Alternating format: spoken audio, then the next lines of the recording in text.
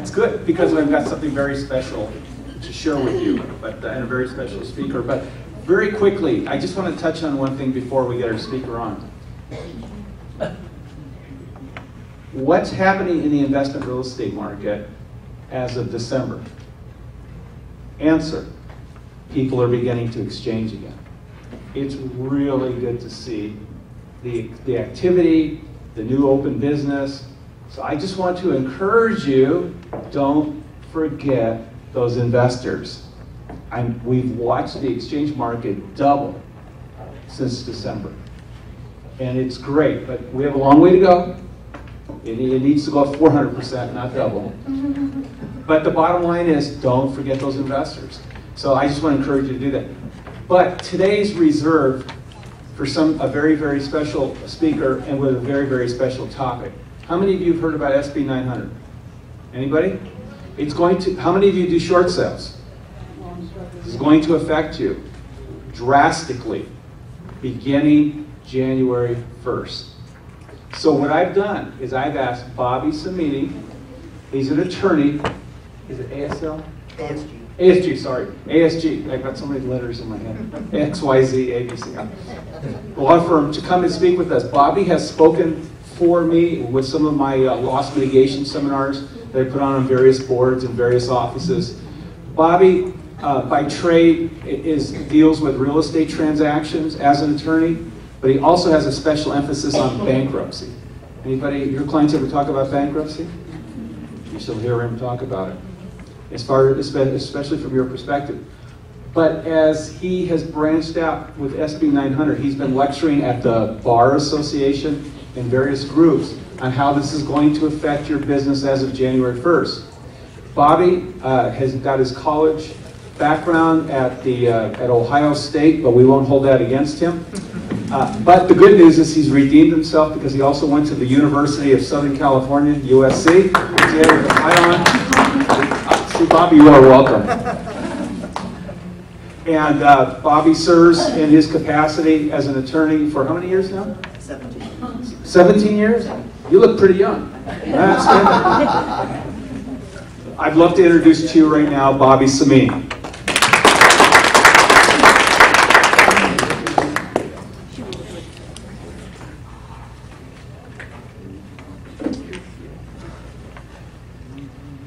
Good morning. Good morning. Good morning. Okay. First of all, thank you for having me. I always enjoy coming to speak at these events, especially when there's something interesting to talk about. Can't hear you. Oh, are we? You need to bring it closer. How's that? Better? Okay. All right. Yeah. So I always enjoy speaking at these events, especially when there's something new and interesting that everyone's excited in. Because normally the things that I talk about, I can see people starting to doze off and hit their foreheads on the front of the desk. So it's a little bit better when we have something interesting, but I think this is going to be of particular interest to this group if you do a lot of short sale transactions, because I think you're going to see some changes coming in how things get done, mostly from your client's perspective. So for those of you who don't have much familiarity with this new law, you'll hear it probably not by its technical name, but it's going to be referred to as the California Homeowner Bill of Rights. And the concept behind it is to bring some sanity to the world of loan modification, which probably most of your clients are dealing with or have dealt with in some degree. When I first heard about it was a few months back. It had been picking up some traction, and then in July it was actually signed by the governor, but it won't take effect until January of this year. And again, I apologize. I've got a PowerPoint. It's on the screen. Okay, excellent. Okay, all right. So this PowerPoint was one that I developed where I speak to non-real estate professionals, and I do that rarely. I much prefer to talk to agents and brokers. Why? Because for 17 years I've done real estate transaction and litigation work, and my firm has also done a lot of bankruptcy work. So I much prefer to deal with agents and brokers because we tend to speak the same language and we know what we're trying to accomplish. But when I first put this together, it was to talk to a large group of individuals who were not real estate professionals. So some of the stuff may be basic for you guys. Here's what I see from the folks that are out there. They're in a situation, they probably really need a short sale, they hear something in the news about some new law coming, and now they have new hope and they want to try and modify their homes. And you're going to start to see this probably as we get closer to the new year when the law comes into effect. And so what's going to happen is some of your clients who are thinking about short sales are probably going to start asking you about this. And it's I think, going to be helpful to know the facts so that you can put them in a sense of reality. Here's basically what the law is supposed to do. It's supposed to prevent dual tracking. So you're in a modification or you're in process for a modification, the bank cannot do anything along the foreclosure process at the same time. What does that mean? It's not really well defined. Does it mean they can't file a notice of default, they can't do this, they can't do that? That's what my interpretation would be, but the banks tend to take more liberal interpretations on these things in their own favor. But I think that's what the intent is, which is helpful to a lot of people. It requires the mortgage company to offer foreclosure alternatives. That's already part of the existing law. So they basically have to say, hey, instead of taking your house, we could offer you a modification or a short sale or a deed in lieu. And I think that's already implemented. And there are many factors, these are the highlights. The other factor is it requires the servicer to issue written determinations identifying the reasons for the denial. Again, I know some of the servicers are doing that now when they'll say you're denied, you have too much income, too little income, whatever the case may be. Again, this part of the statute is not specific enough to say what they exactly have to tell you. So again, I'm not expecting anything sort of miraculous to happen in that front, but it is something now that's required by law. The other thing that it requires is a 30-day right to appeal any denial. And although it sounds like that's going to be something the banks will have to implement pretty rigidly, it doesn't really require them to do anything other than deny you, give you a reason, and then give you 30 days to appeal it. The idea being that if you appeal it, if you know the reason why they denied you, you should be able to appeal it and say, you denied me for this reason, I'm appealing because you were wrong or the information you had was wrong. It also requires that they give the borrower a single point of contact, and within the context of that it says that it could be not just an individual, but it could be a group. So basically you'll get a call center somewhere and that will be your single point of contact probably. Couple of really interesting things that are incorporated in the law. One is it gives the borrower a specific right to sue for money damages and to get an injunction. Okay, and I'm going to get into that in more detail. It also requires the bank to do a couple things. One is to give a defined submission process. So the borrower needs to have some idea what they need to give in order to complete the process. And then they have to give you a time estimate on how long it's going to take to get an answer. So you'll know in 6 months, you'll know in 3 months. So a couple of things. And because I look at this from the perspective of how is it going to impact your business. I think the way it'll impact your business is that you'll have a bunch of people coming to you who probably should be in short sales but are going to be asking about this and thinking that they can probably, get a modification and save their houses. Couple of things that you guys probably want to inform your clients. One is it doesn't take effect until January 1st, 2013. And the law specifically says that if you've already had a crack at this prior to that time, then the law doesn't apply to you, okay? So basically what that says is if you just started the process after January 2013, then it applies to you. Okay, so that takes a lot of people out of the equation. Now, there is a pretty broad exception to it. The broad exception is that if you can demonstrate that there's been a material change in your financial situation, then you can have the law apply to you. Okay? But it doesn't automatically apply to you. So the concept here was, hey, we want to pass this law, we want to look good, but at the same time, you know, we're going to make it so it doesn't apply to a whole bunch of people. Bobby, what does that mean, material change? Well, it's not defined. I mean, it's hard to say. I was talking to a colleague about it, and I was saying, you know, if your gross income is $3,000 a month, and your income goes up by $300, that's a 10% increase. I would say that's material. Or if it goes down by 10%, or if some other financial event occurs. The problem with it is, and this is where, you know, the beauty of it is in the law for the servicers, is that the term material is not defined. The only way you as an individual can define that term, if the bank disagrees with you, is to sue them and go to court, which requires money. And most folks who are in this situation don't have the firepower to do it. So if they don't agree with what your definition of material is, you're going to be kind of stuck, and you're not going to be able to fight them. And they bank on that. Obviously, they know that's the case.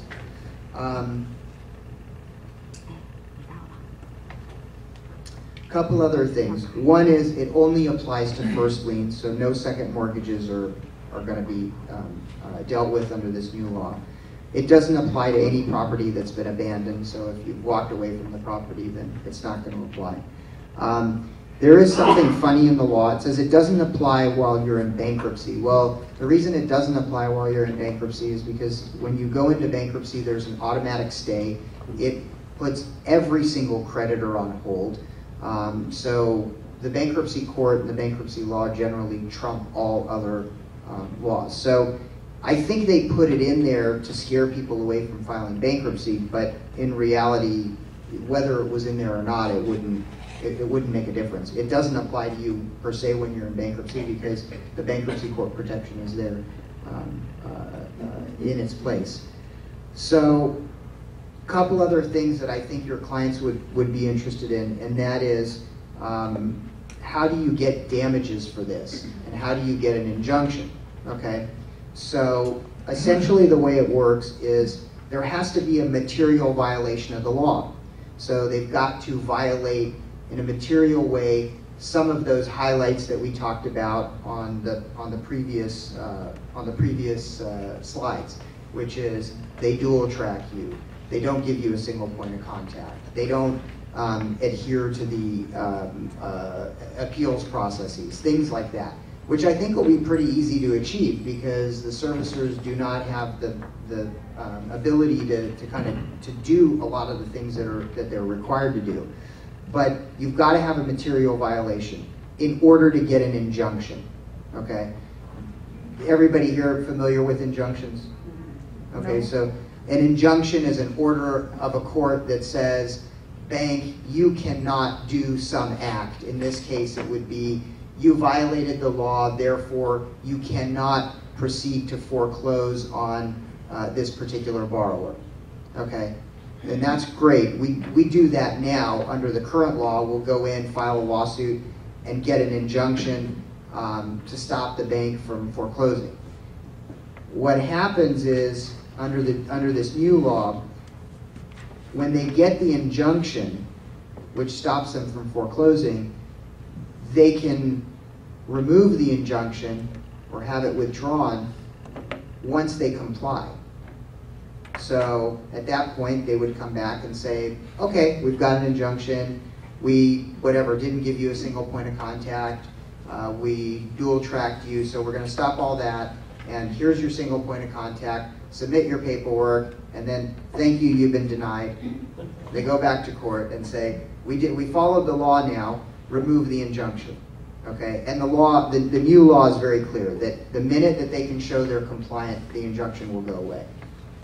Okay, so again, you know, the reason I'm telling you guys the downsides is because I think this conversation is going to be with your client that is probably a short sale client that's heard this thing on the news and thinks that this is going to be their saving grace. Now, there are some clients, and I'll get to that at the very end. I know we've got some time constraints, so I don't want to run over my time.